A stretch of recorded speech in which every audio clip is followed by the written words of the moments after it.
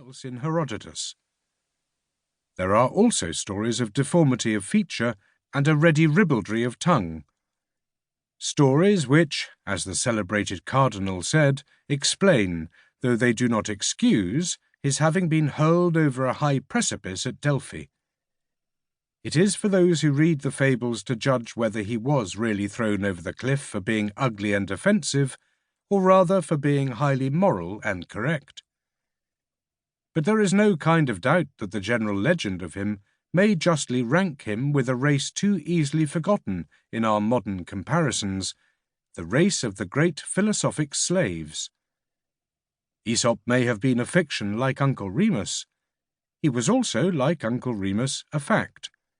It is a fact that slaves in the old world could be worshipped like Aesop, or loved like Uncle Remus. It is odd to note that both the great slaves told their best stories about beasts and birds. But whatever be fairly due to Aesop, the human tradition called Fables is not due to him.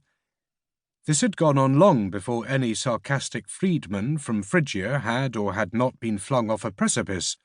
This has remained long after.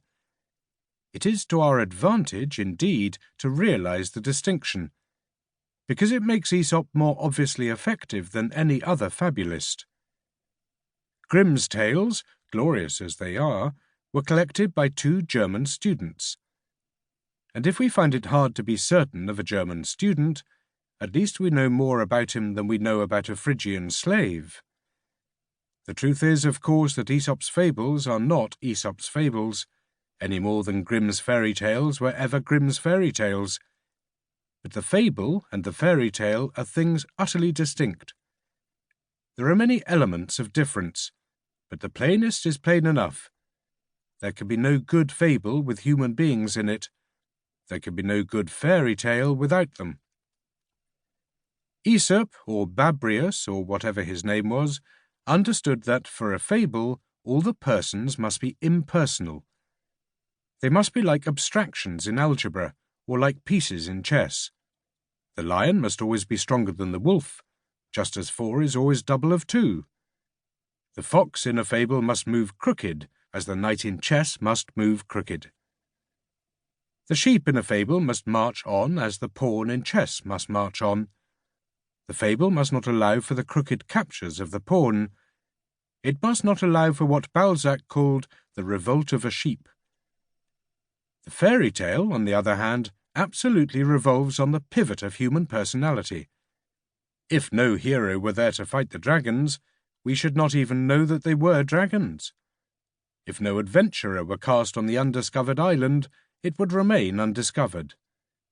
If the miller's third son does not find the enchanted garden, where the 7 princesses stand white and frozen, why then they will remain white and frozen and enchanted. If there is no personal prince to find the Sleeping Beauty, she will simply sleep. Fables repose upon quite the opposite idea, that everything is itself and will in any case speak for itself. The wolf will always be wolfish, the fox will always be foxy. Something of the same sort may have been meant by the animal worship, in which Egyptian and Indian and many other great peoples have combined. Men do not, I think, love beetles or cats or crocodiles with a wholly personal love.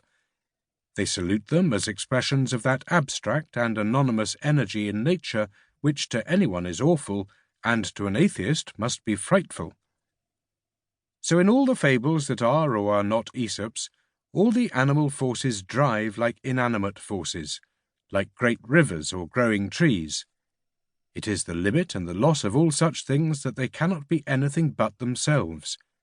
It is their tragedy that they could not lose their souls. This is the immortal justification of the fable, that we could not teach the plainest truths so simply without turning men into chessmen. We cannot talk of such simple things without using animals that do not talk at all. Suppose, for a moment, that you turn the wolf into a wolfish baron, or the fox into a foxy diplomatist.